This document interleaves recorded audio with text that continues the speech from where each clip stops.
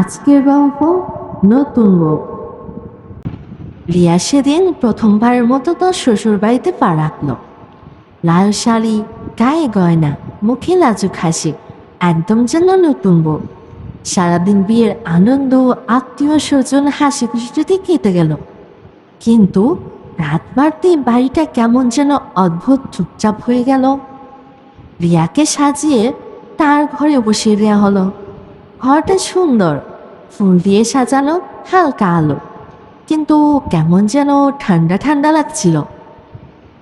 সে একা বসেছিল মাথা নিচু করে স্বামীর অপেক্ষায়। হঠাৎ টক টক টক দরজায় শব্দ হলো।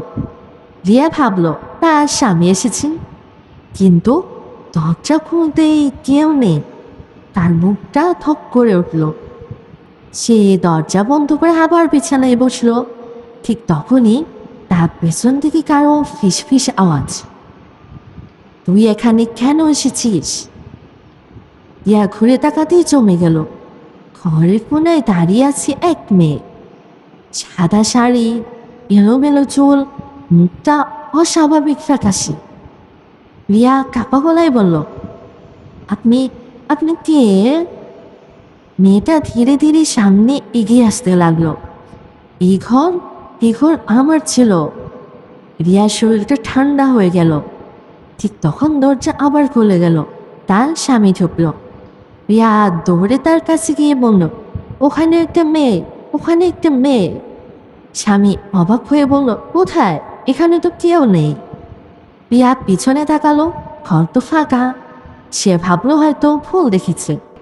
কিন্তু রাত যত গভীর হলো ঘটনা তত ভয়ঙ্কর হতে লাগলো। হঠাৎ ঘরের আলো নিজে নিজে নিভে গেল। জানালা খুলে গেল জোরে। আর সে একই কণ্ঠ, এবার আরো কাছে, তুই আমার জায়গা নিয়েছিস। রিয়া চিৎকার করতে গেল, কিন্তু তার গলা দিয়ে কোনো শব্দ বের হচ্ছে না। হঠাৎ আয়নার দিকে তাকিয়ে সে দেখল তার নিজের প্রতিবিম্ব নেই। আর তার জায়গায় দাঁড়িয়ে আছে সেই সাদা শাড়ি পরা মেয়েটা। মেয়েটা ধীরে ধীরে হাসতে লাগলো।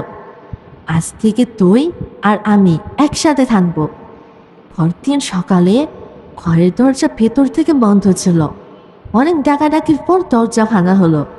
সবাই যা দেখলো তা আজও কেউ ভুলতে পারেনি। বিছানায় বসে আছে রিয়া, একদম নিঃশব্দ। তার চোখ দুটো ফাঁকা, ঠোঁটে এক অদ্ভুত হাসি। আর আয়নার সামনে এক সাদা শাড়ির মেয়ে যায় ধীরে ধীরে মিলিয়ে যাচ্ছে।